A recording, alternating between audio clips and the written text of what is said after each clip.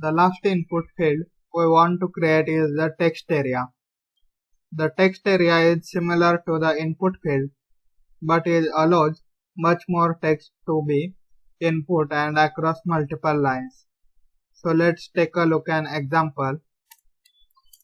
This is a line of text. You will notice if I copy and paste it over and over again, the text area allows for scroll bar,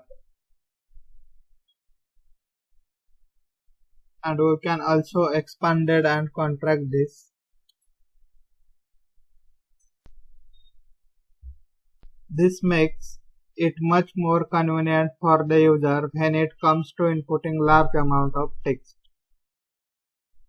So before we create text field, we will start with our label, which is additional comment.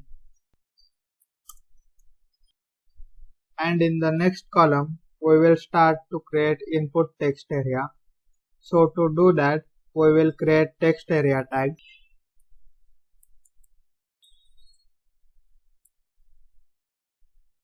And we will explain what is the attributes mean in just a moment. The open text area tag does require a closing text area tag. So as you can see it includes name attribute just like all the other fields are created. It also allows you to specify the width of the text area, which is represented by calls attribute, and height specified by the number of rows. In this case, our text area will be 5 rows. The scroll bars will be enabled automatically. So let's save our file and take a look.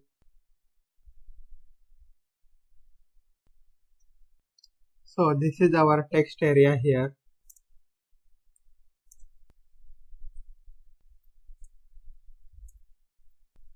And you can see that the scroll bar is activated.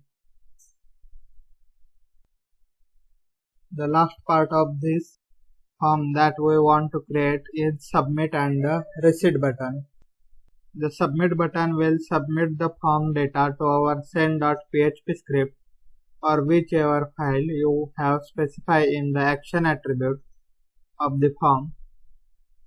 The receipt button will empty the data input it into the fields.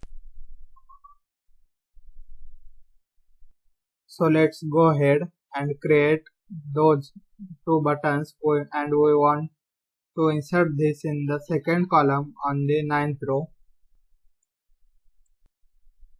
So the button is an input.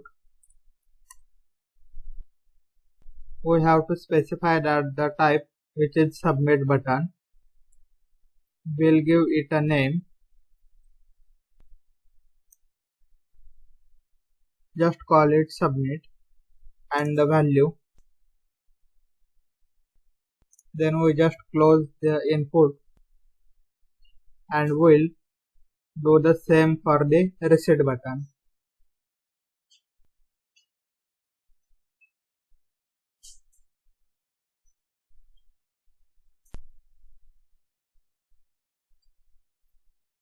Here we write just a capital S for the submit in the value.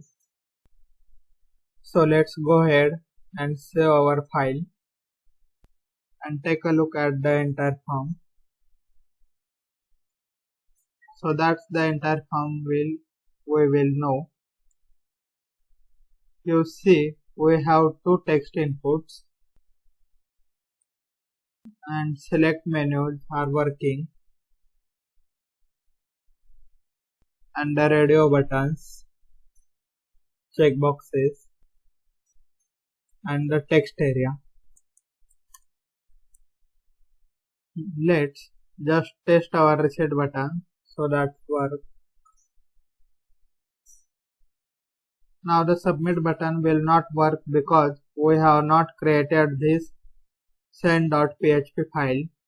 That's the file that all this data will transmitted, and then the PHP file instruct our web server on what to do with data. Is it going to be sent to a database, to an email address, or some other form of processing? We will learn how to do that in the PHP part of the course.